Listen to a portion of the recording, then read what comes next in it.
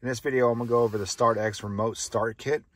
And this is for the 5th gen 4Runner, the 2020 Plus. I already installed it. There's plenty of good install videos, at least decent ones, probably 2 or 3 that I found on this. So I didn't want to make a repetitive video of how to install. I'll tell you right now, it comes with a toolkit to remove some of your plastic pieces, which you remove that bottom trim, the back corner, and then you'll work your way up from the airbag to the glove box and you'll pull it out. One thing a lot of people have identified, or found out at least, is that this piece of trim, it's 2 pieces. This piece comes off, this bottom section right here, down, pulls out, and you have to remove that in order to get the glove box out.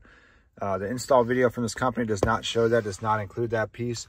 But other than that, I would say it took about 10 minutes to take apart, 5 minutes to put in, and then another 5 minutes to put everything back together. You're real careful trying to take it apart. And obviously when you're putting it back together, you already know how it comes apart, so it's easy to put back together. As far as the programming side and function of this, it's plug and play. So there was no issues. Everything is tucked behind here. There's a lot of room behind the glove box area, which is where majority of the harness went, the T-harness that came with this kit. And as far as programming, it's literally plug one line in and then hold down a button for, I don't know, maybe 10, 15 seconds, and it programs itself. So don't let the program get in your way. It's really, really quick. And it's very quick to install. Like I said, I think it was about 25, 30 minutes total, which I think is what the company says it does.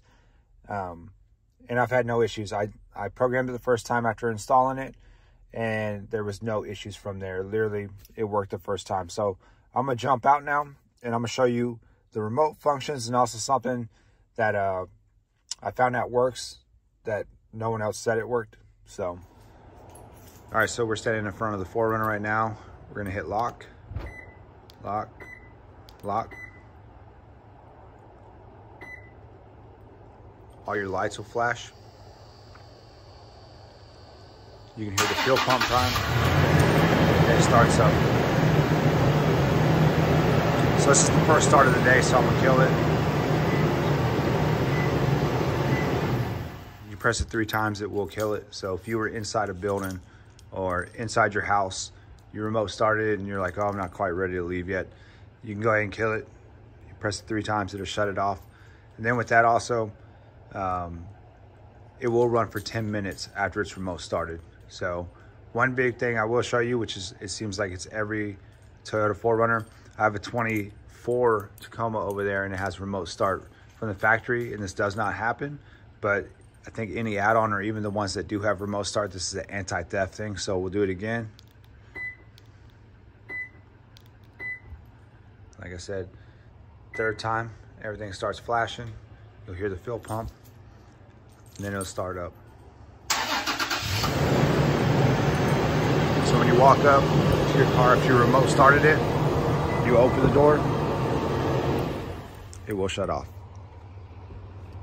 I haven't found a way around that yet. I don't know if there is a way around it. I did a little digging. I do have a scanner that's very, very similar to like Toyota Stream or Intech or whatever it's called. And it has access to all the modules on this thing. So I'm gonna see if I can find something that maybe I can disable that, but also, like I said, there is an anti-theft device with that. All right, and to wrap this video up, I don't know if this is very useful, but this does happen after you install this kit. So if you have your keys in your hand, you can walk up to the back where you have your arrows for your window, and you can press the lock button, which is up, 3 times.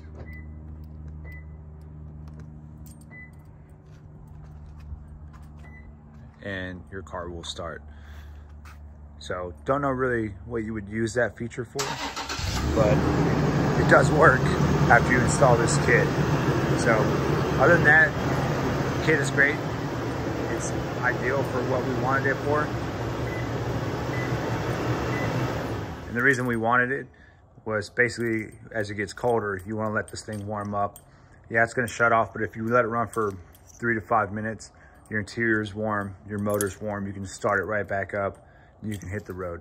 So it serves the purpose that we wanted it for. And overall, like I said, the install was very quick. It's 25 to 30 minutes, no issues. And so far, with the push to start and the remote, it works as planned, as it should. So Thanks for watching. If you have any questions, drop them below and I'll answer them as fast as I can.